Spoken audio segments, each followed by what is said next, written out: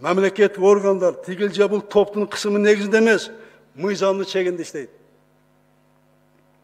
Кудай буйруган, элдин ишенген президенттик милдетимди мамлекет оңдоого баса белгилеп айтам, оңдоого жумшайм.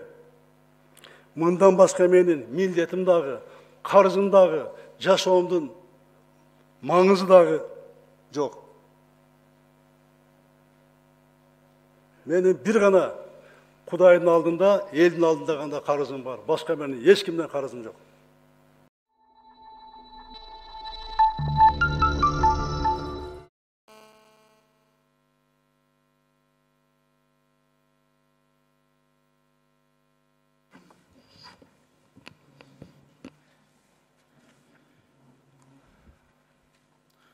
Урматтуу Сооронбай Шарипович, урматтуу депутаттар, урматтуу Мухаммедкалый Дүйшөкеевич. Кыргыз Республикасынын Конституциясынын 64 беренесине жана Кыргыз Республикасынын Жогорку Кеңешинин регламенти жөнүндө Кыргыз Республикасынын мыйзамынын 132 беренесине ылайык Кыргыз Республикасынын президенти Жогорку Кеңештин жыйындарына чыгып сүйлөөгө укуктуу. Андыктан сөз Кыргыз Республикасынын президенти Сооронбай Шарипович Жээнбековго берилет.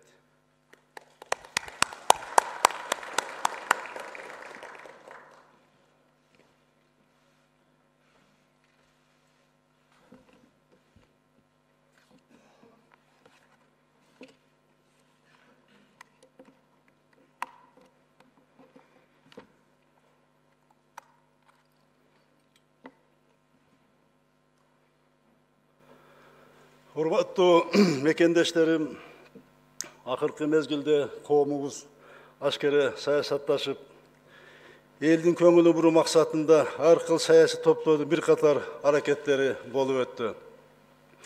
Аларга карата көп улут элибиз кемеңгердигин, саясий жетилгендигин дагы бир ирет көрсөттү. Акылман калкыбыз мамлекеттин бүтүндүгүн, тынчтыкты, коомдун биримдигин башкы дөлөт катары тандаганын тастыктады. Чагымчылдыкты кабыл албаган, ынтымакты жогору баалаган, тарых тамыры терең, рухий көрөңгүсү күчтүү, чыныгы эркиндикти сүйгөн эл экендигин дагы бир жолу далилдеди. Менин аруу тилегимди баамдап, ак ниет аракетимди колдогон, калыстыкты, адилеттикти туу туткан элибизге терең ыраазычылык билдиремин.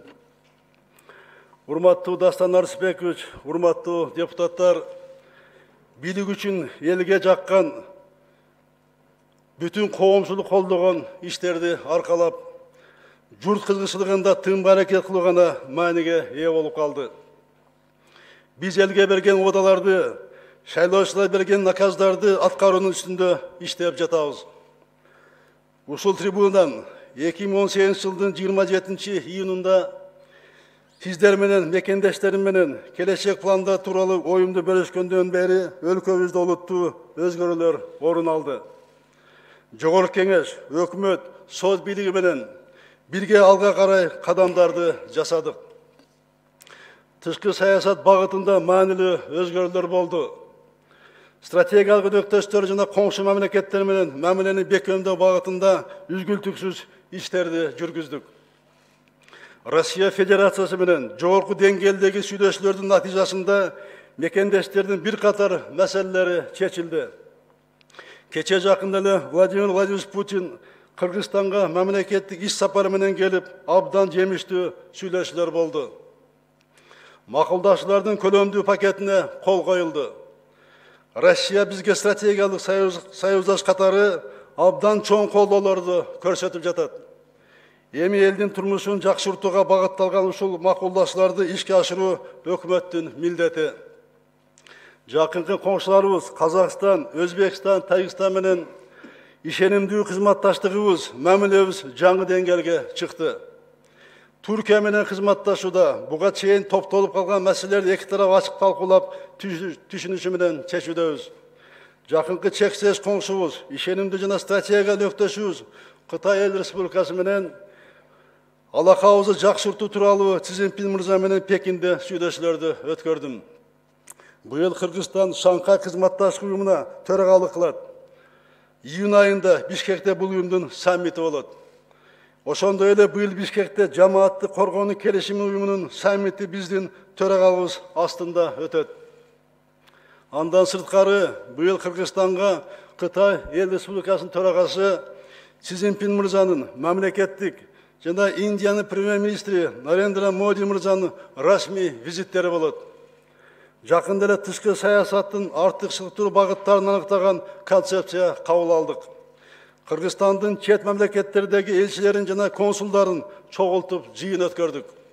Чет жерде Кыргызстандын улуттук кызыкчылыктарын, мекендештерибиздин укуктарын коргоо боюнча актуалдуу милдеттер белгиленди. Чет өлкөлөрдө Кыргызстандын өкүлдөрүнө өлкөнүн экономикасына инвестиция тартуу маселесине өзгөчө көңүл буруу тапшырмасы берилди. Азыркы тапта Өзбекстан жана Тажикстан менен чек араларыбызды тактоо уланууда.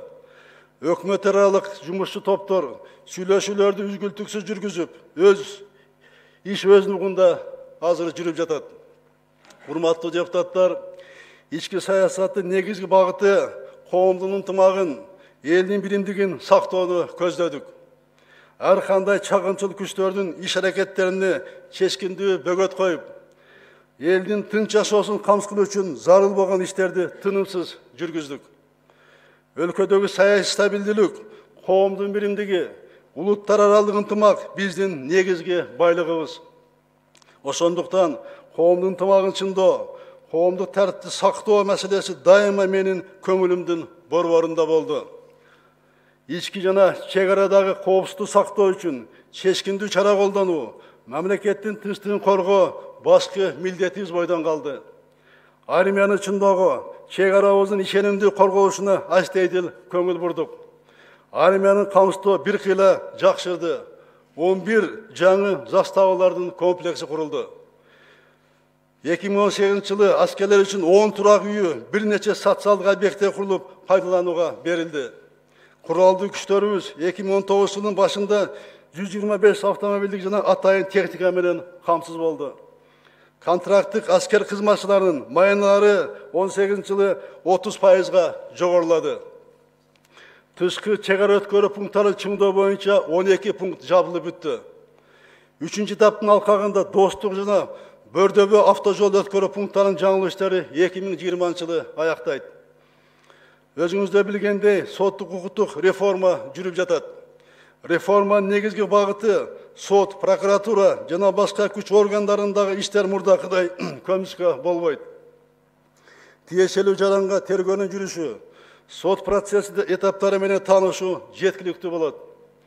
Сот жана укук коргоо органдарынын ишине видео байкоо киргизилүүдө бул алардын ишинин ачыктыгын камсыздайт. Өткөн айда соттордун съезди болуп өттү. Мен өзүм катыштым. Башка чөйрөдөгү пландарды ишке ашыруу үчүн көп учурларда сот реформасын кечиктирилгени кедерги болгону айтылды. Кемчиликтердин баары ачык айтылып, реформаларды кынтыксыз аткаруу боюнча милдеттер белгиленди. Соттук укуктук реформа мамлекеттик өнүгүшүнө түздөн-түз таасир этүүчү процесс. Реформанын аткарылышы менин жеке көзөмөлүмдө. Дагы бир чоң багытыбыз өлкөдө коррупция менен системалык күрөштү улантып жатабыз. Былтыркы коопсуздук кеңешинде айтылган сөздөр реалдуу ишке ашырыла баштады. Өткөн жылы коррупция каршы күрөштүн натыйжасында 5,7 миллиард сомго жакын каражат жана мүлк мамлекетке кайтарылды. Коррупция менен күрөшүү, укук коргоо жана сот органдарын, жалпы мамлекеттик бийликти алдын жутумдардан тазалоо ишинде эч качан компромисс болбойт. Коомду коррупциядан тазалоо процесси токтобойт, артыкчылыктуу багыт катары уланат. Урматтуу депутаттар, экономиканы өнүктүрүү үчүн сырткы жана ички инвестициялар үчүн жагымдуу мыйзам базасы түзүлдү. Өлкөнүн экспорттук дараметин арттыруу дайыма менин көңүл борборунда. Бул багытта иштер тынымсыз жүргүзүлөт. Региондорду өнүктүрүү боюнча иштер менин жарлыгымдын алкагында жасалууда. Өкмөт алдында бул боюнча дагы көп милдеттер бар. Жакында жергиликтүү өз алдынча башкаруу органдарынын, райондун акимдеринин, бийлик бардык бутактарынын жаранды коомдук жана эл аралык уюмдардын өкүлдөрү катышкан улуттук диалог болуп өттү. Өткөн жылдын жыйынтыгы талкууланып, жаңы милдеттер такталды. Азыркы учурда айрым айыл өкмөттөрдө, райондордо жергиликтүү фонддор түзүлүп, айылдарды өнүктүрүү боюнча алгылыктуу иштер жасалып жаткан кабарым бар. Элетке инвестиция тартуу боюнча жерлерде кыймыл башталды. Бул багыттагы жаңы элемент кичи мекенине көмөк көрсөтүү максатында түзүлүп жаткан фонддор. Мына ушул тажрыйбаны бардык айылдарга жайылтууга чакырам. Ички ресурстарды, жарандарыбызды мобилизациялап, демилгелүү жаштарыбыздын жаратмандык энергиясын туура пайдалануу менен элетти көтөрүп кетерибизге терең ишенем. Өткөн жылы Эрский банк, Айыл банк жана Кыргыз Орус өнүгүү фонд тарабынан кепилдик фонддун колдоосу менен жалпысынан 25 миллион сомдон ашык кредит жана гарантия берилди. Региондорду өнүктүрүү саясатын ишке ашырууда биз өлкөдөгү каржы уюмдарынын каражатын элетке буралдык. Айылды колдоо багытында ушул көрсөткүч негизги кыймылдаткыч күч болуп калды. Аймактардагы долбоорлорду ишке ашырууда мамлекеттик жеке өнөктөштүк механизмдеринде активдүү колдонуу зарыл. Мына ушул жана башка милдеттер ошол улуттук диалогдо жергиликтүү бийлик өкүлдөрүнө ачык так айтылды. Аларды ыкчам аткаруу үчүн айыл өкмөт басына тартып, аким, облус жетекчилерине чейин ыкшоолонбой демилгелүү болуу талап кылынат. Жалпылап айтканда, өткөн жылыбыз ар кандай окууларга бай, бир топ ийгиликтер менен өзгөрүүлөрдүн жылы болду. Аткарылган иштер боюнча жакында өкмөт да отчет берет, баарыбыз ошондо таанышабыз.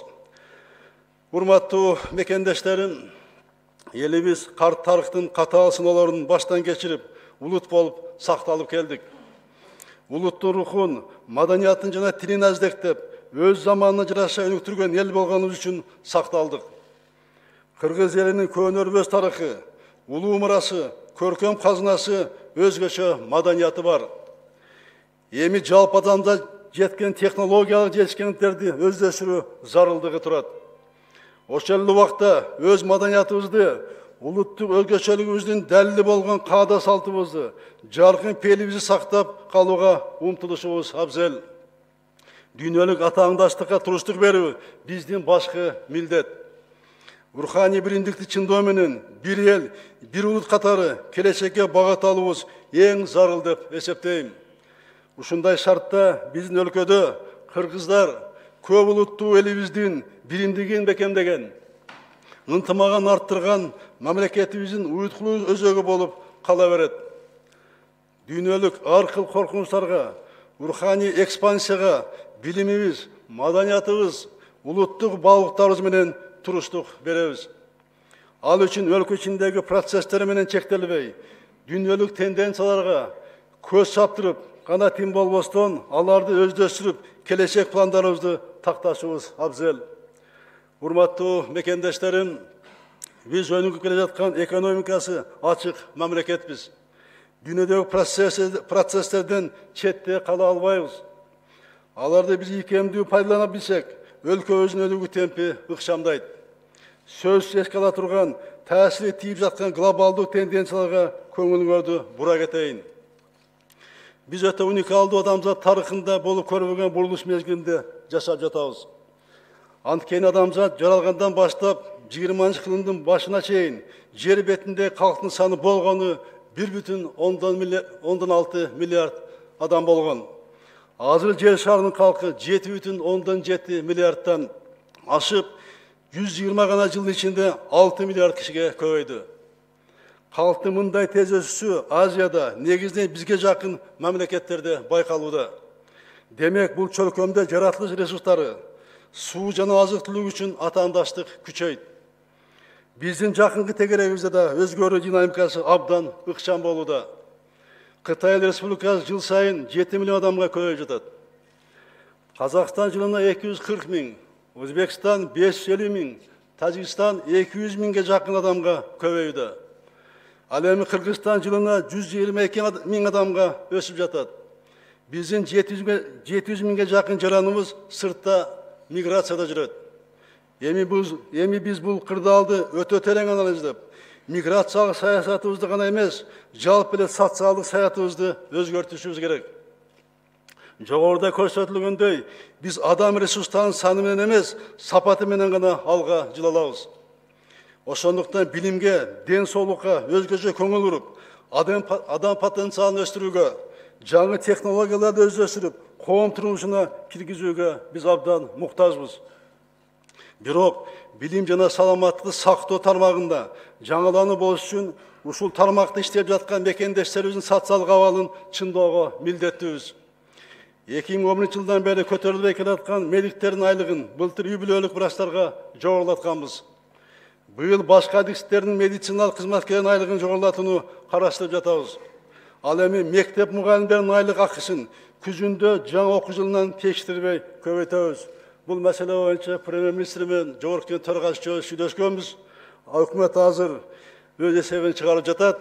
Буйруса мектептеги ага эжелерибиз жаңы окуу жылын жаңы айлык маяна менен баштайт. Министрлик, ведомстволор, жергиликтүү мамлекеттик органдардагы жаш адистердин дагы айлыгы төмөн. Алардын айлыгы эта менен буйруса көбөйөт.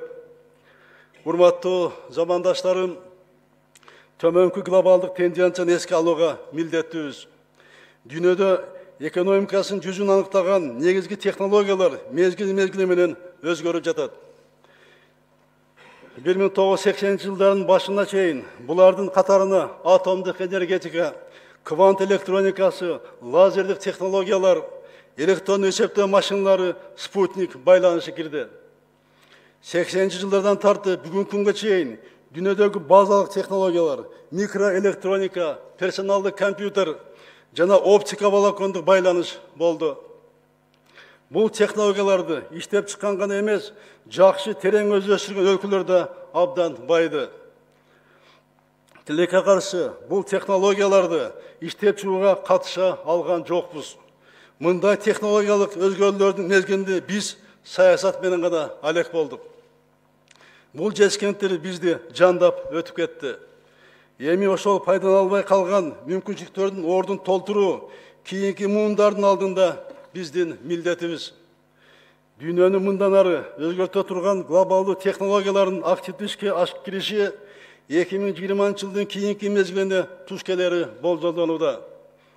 Алардын катарына маалымат технологиясы, жаңы экология, био жана нанотехнологиялар, композиттүү материалдар кирет. Биз бул технологияларды өзүбүз иштеп жакпасак да болушунча терең өздөштүрүүбүз зарыл.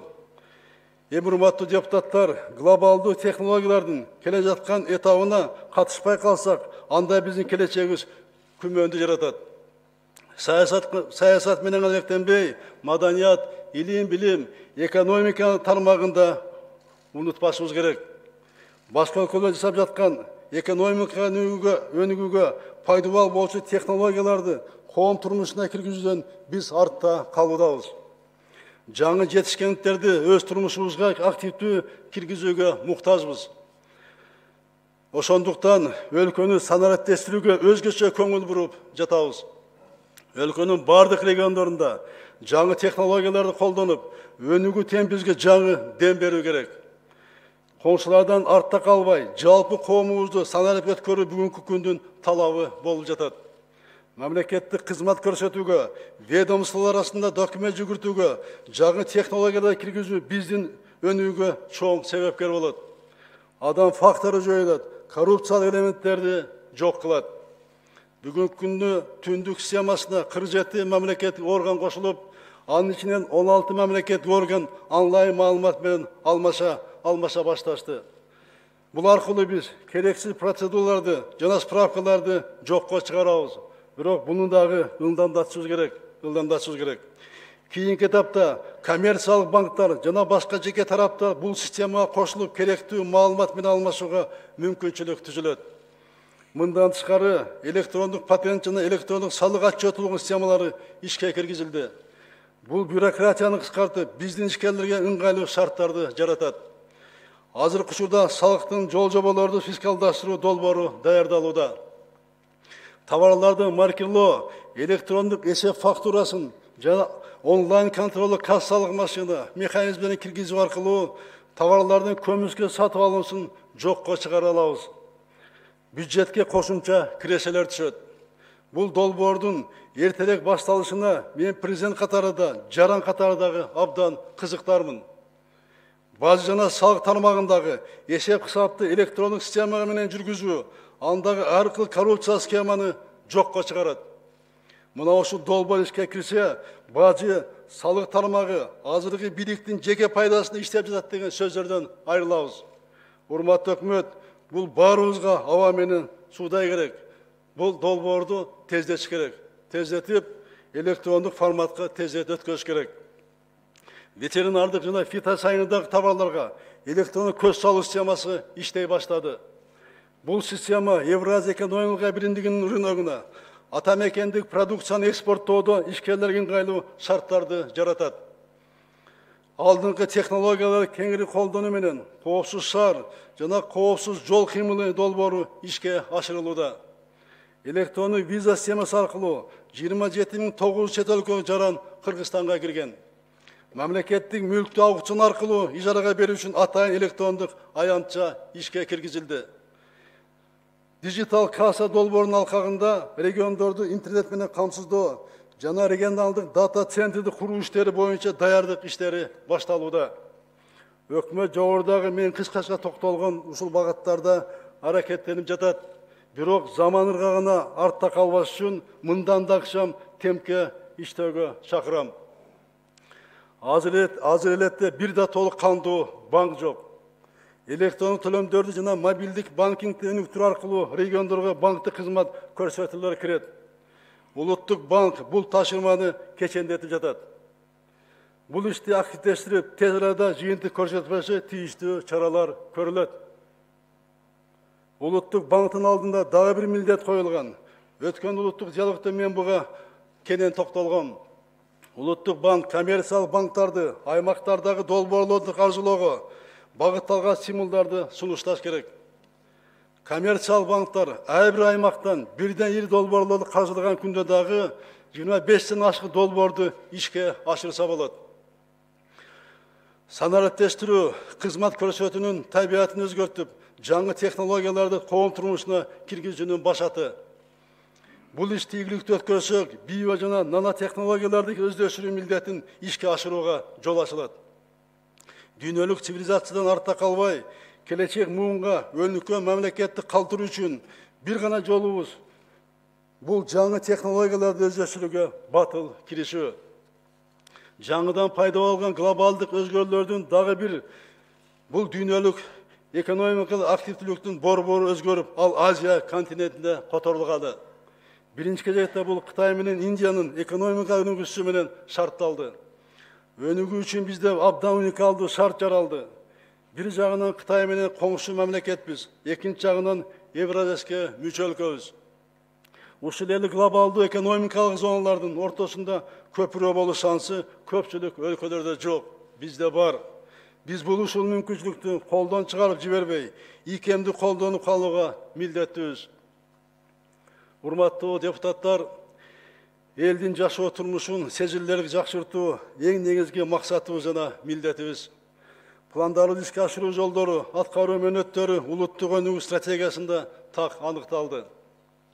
Тиешелүү иштер аткарылып жатат, алардын айрымдарын гана айта кетейин. Билим берүү, саламат сактоо тармагына жана экономикага жаңы технологияларды терең киргизүү көңүл борборунда турат. Бардык мектептер интернет жана компьютердик инфраструктура менен камсыздалат. Мектепке чейинки билим берүү менен камтоо, билим берүүнүн сапатын көтөрүү, эмгек рыногуна шайкеш кесиптик билим берүү милдеттерин ишке ашырабыз. Атап айтсам, келечектин мектеби долбоору, анын алкагында ар бир региондо 10га жакын так жана техникалык адистер көп тилдүүлүккө багытталган мектеп болот. Ал мектептерде балдарга педагогдор гана эмес, менеджерлер, банкирлер, ишкерлер билим беришет. Алардын форматы профессионалдык билим берүү жана илим-билим комплекси болушу күтүлүүдө. Бүгүнкү күнгө республикадагы мектептердин 86% интернетке кошулган. Быйылкы жылдын аягына чейин калган мектептер да толугу менен интернетке кошулуп бүтөт.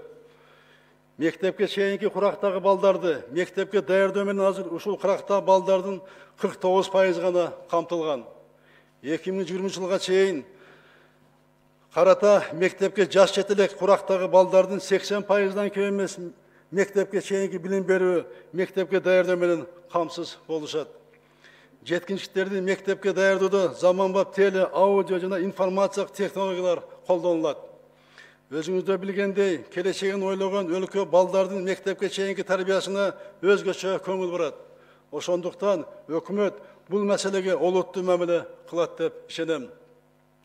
Саламаттык сактоо тармагында жарандарлык ыңгайлуу шарттар түзүү максатында 2019-2030 жылдарга карата дени сак адам гүлдөп өнүккөн өлкө деген аталыштагы программа жана долбоор иштеп баштады. Мисалга, заманбап ооруканалар долбоорун ишке ашыруунун алкагында 2020 жылга чейин Бишкек шаардык балдар клиникалык ооруканасынын хирургиялык корпусу курулат. 2019-2024 жылдары Бишкек, Ош, Талас шаарларында заманбап технологиялар, телемедициналык жабдуулар менен камсыз болгон 3 перинаталдык борбор курулат. Тез жардам системасы кескин түрдө өзгөрөт. Заманбап маалымат технологияларын терең колдонуу менен Бишкекте автоматташтырылган башкаруу системасы 2019 декабрь айында толугу менен бүтөт. Бул иш 2020 жылы Ош жана Кара Көз шаарларына да жайылтылат. Мага жарандар аркыл темада арыз каттоолор менен кайрылат. Айрым үй бүлөлүк медициналык борборлор күнүнө 3 сааттай гана иштеп, калган учурда эшиги жабык деп кайрылгандар абдан көп болуп жатат. Ар бир адамга, ар бир үй бүлөгө врач жана медайын дайыма жеткиликтүү болушу керек. Үй бүлөлүк медицина борборлорунун иши таптакыр жаңы принцип менен уюштурулат. Негизги максат үй бүлөлүк медицинанын адистерине жана медициналык кызматка тез жетүү мүмкүнчүлүгүн камсыздоо. Бул долбоор пилоттук түрдө Бишкек шаарында 2019 июнь айында башталат. Бул борборлор элге күнү-түнү үзгүлтүксүз кызмат көрсөтөт. Ал үчүн интернет аркылуу, телефон аркылуу, онлайн консультация берүү, электрондук кезек кызматтары киргизилет.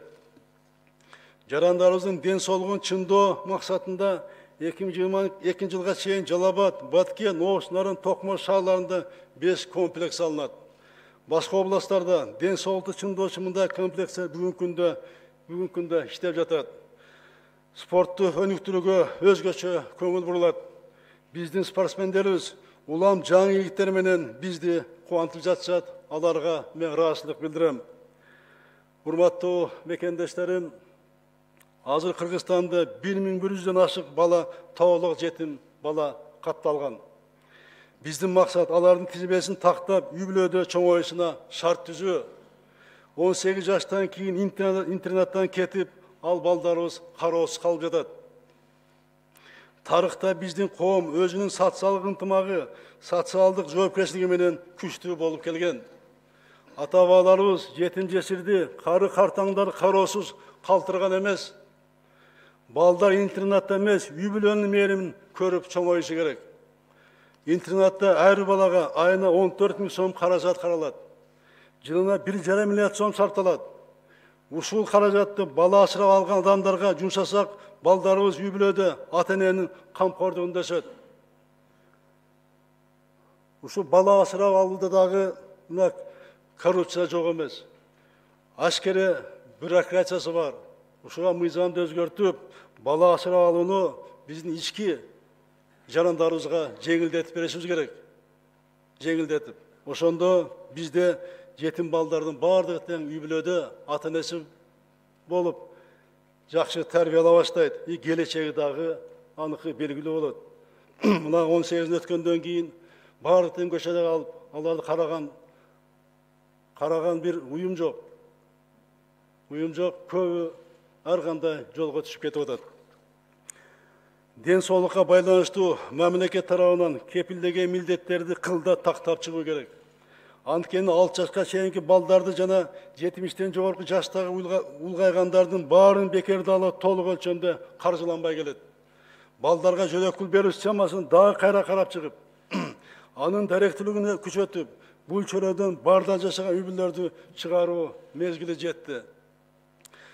Мемлекеттік ипотека саясатта менің жеке көзім önümde.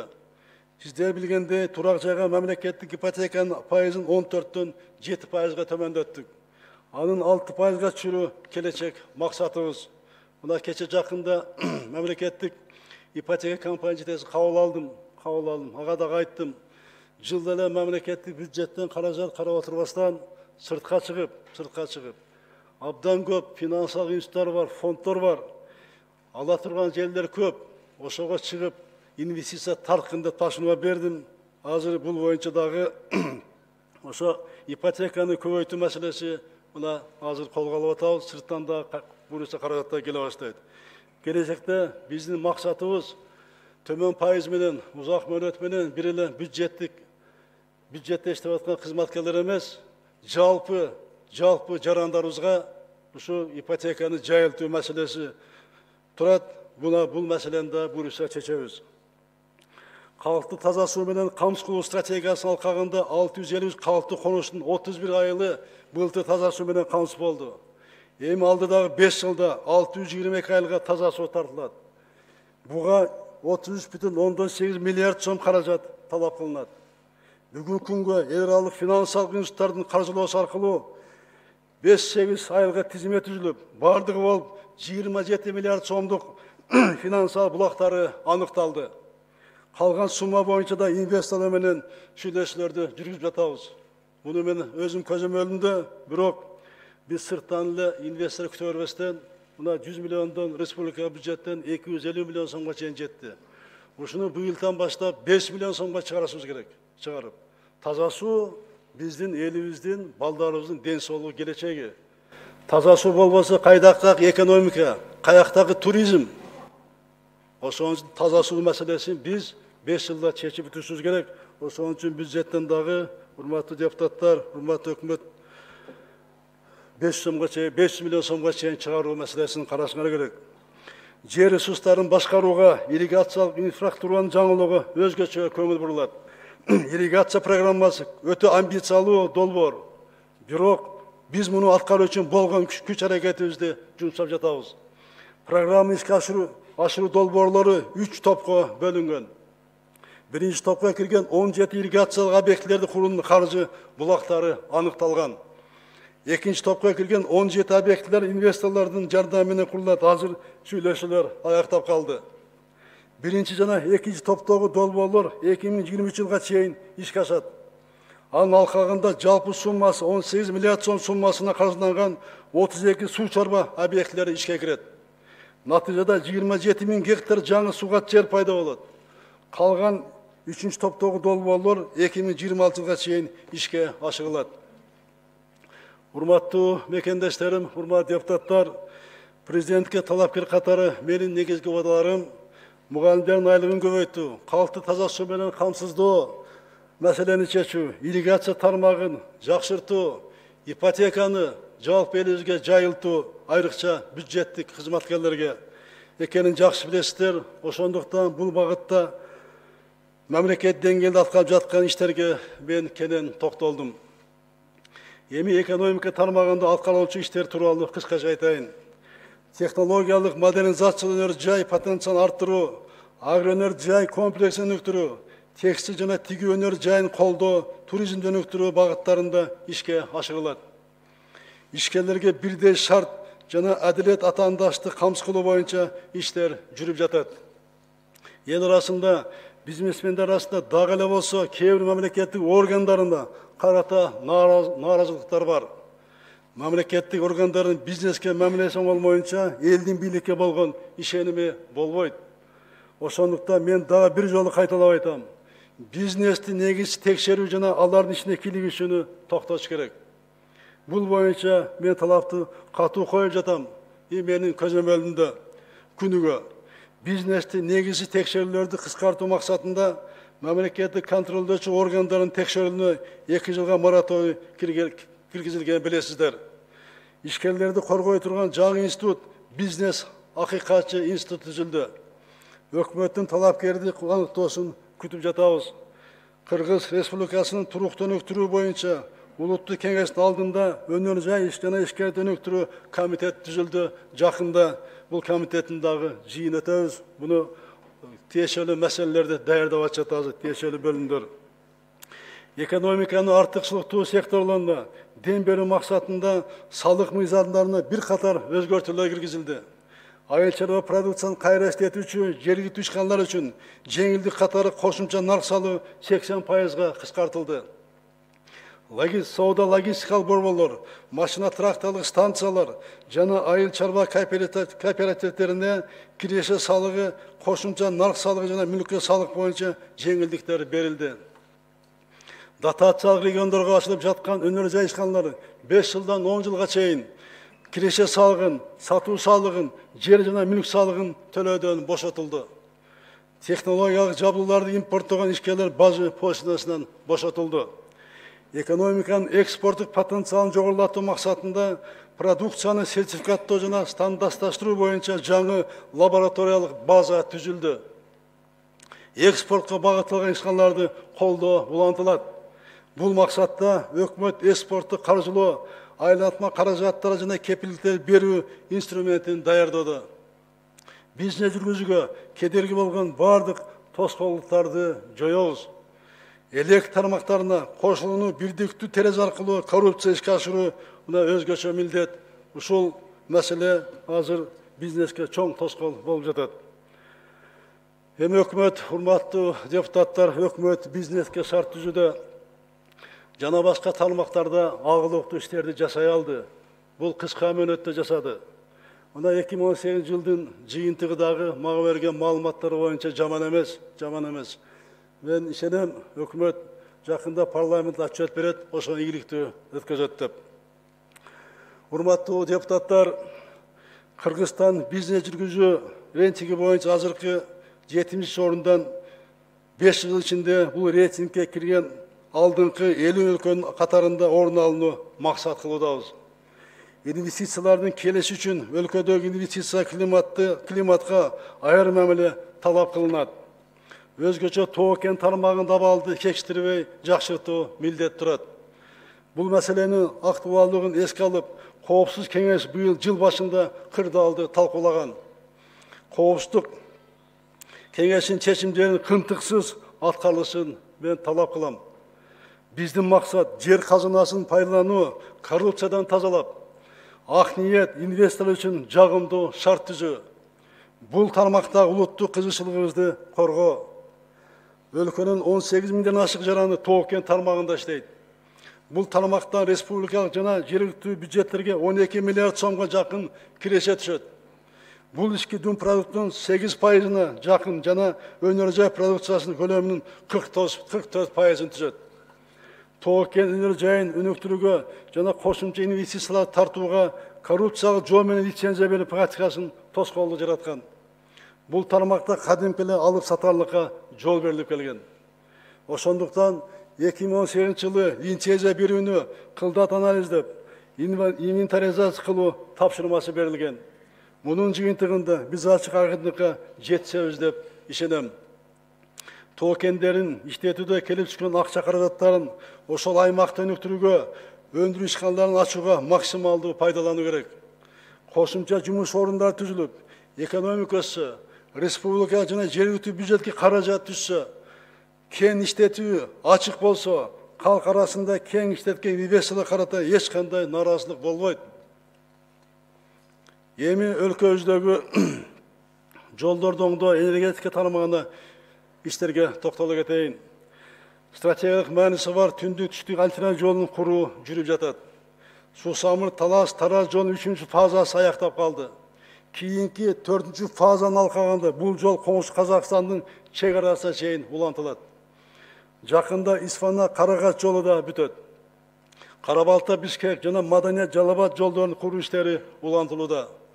Сайрес коридорлору алкагында Түп Кеген жолун куруу долбоору боюнча донорлор менен макулдашуу процедуралары жүрүп жатат.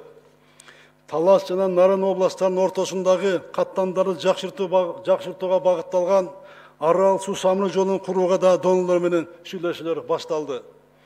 Ысык көл Шакекчи автожолунун түштүк бөлүгүн куруу боюнча техникалык экономикалык негиздемени даярдоо иштери башталды. ички жолдорду оңдоодо абдан актуалдуу, айрыкча алыскы бийик тоо райондордун борборлорунда акыбал абдан оор. Ошон үчүн мына 17 жылы биз чечим кабыл алганбыз. Ошол жылы 90% аткарганбыз. Ар бир райондун борборунда 3 километрге чейин асфальт басуу. 18 жылы ушул 50%га калып калды. Ушул маселени колго алып, 19 жылдан баштап ар бир райондун борборунда асфальт басуу 3 километрден төмөн эмес болуш керек. Буну колго алыш керек өкмөт. Эмне үчүн дегенде кээ бир райондун борборуна барсаң, айда машина менен эмес, жөө дагы басыш кыйын болуп калган. Мен буну көзүм менен көрүп келгем. Жакынкы жылдары эл аралык Манас аэропортун, эл аралык Ош аэропортун жана Ысык-Көл аэропортун модернизациялоо ишке ашырылат. Токтогул кечинде акыркы 40 жылдан ичинде болбогон реконструкция иштери жүргүзүлүүдө. 2023 жылга чейин гидроагрегаттарды жаңылоо боюнча иштер аяктайт. Натыйжада анын кубаттуулугу 240 мегаваттка көбөйөт. Үшкоргон КЭСи оңдолот. Камбаратеги КЭСинин экинчи гидроагрегатын 2023 жылы эксплуатацияга киргизүү боюнча иштер жүрүп жатат. Атбасы КЭСинин реконструкциясы 2020 жылы аяктоо пландаштырылды. Казарманын жогорку жана жогорку нарын КЭСтердин касканы куруу үчүн инвестор тартуу иши жүрүп жатат. Камбарата бир КЭСин куруу боюнча инвесторлор менен сүйлөшүүлөр жүрүүдө. Каса 1000 долбоорун ал калганда электр линияларын куруу иштери башталды. Буга чейин маалымдагандай, жакын келечекте административдик аймактык реформа жүргүзүлөт. Анын максаты күчтүү жергиликтүү өз алдынча башкаруу системасын калыптандырып, мобилдүү жана компакттуу мамлекеттик аппарат түзүү. Атайын жумушчу топ түзүлгөн. Бул багыттагы сунуштардын баары эске алынып, жыйынтыгы сиздердин карооңуздарга коюлат. Бардык жагдайларды кылдат карап, сиздер менен чогуу чечим кабыл алабыз деген үмүттөбүз, урматтуу депутаттар. Эмдиги жылы парламенттик шайлоо болот. Шайлоо процессин бардык катышуулар үчүн бирдей укуктар камсыз кылынат. Шайлоо эрежелери 1 жыл мурда белгилүү болуп, андан кийин өзгөрбөй турган деңгээлге биз мыйзамдарды кодексте жеткизүү керек. Зарал болгон мыйзамдар алдын ала кабыл алынып, жалпыга маалым болот. Бардык партиялар оюн эрежелерин алдын ала билип, тең атаандаштыктын шартында шайлоого катышат. Өзгөчө айта кетчү жагдай, партиялык системаны өнүктүрүп, алардын арасында чыныгы саясий атаандаштыкты орнотпойун, парламенттик демократияны өнүктүрө албайбыз деп баса белгилегим келет. Партиялардын ичинде демократия орногондо гана өлкөдө демократия, парламент демократия калыптанат. Биз азырынча программа, идеяларды эмес, лидерлик умтулган саясатчылардын таймашы басымдуулук кылууда. Коомубузда жаңы саясий маданиятты калыптандыруу заралдыгы бушуп жетилди.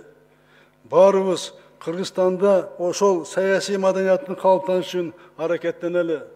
Саясий партиялар жөнүндө мыйзамдарды биз да карап чыгышыбыз керек. Буюрса, биздин республикада жеке таанычтардын эмес,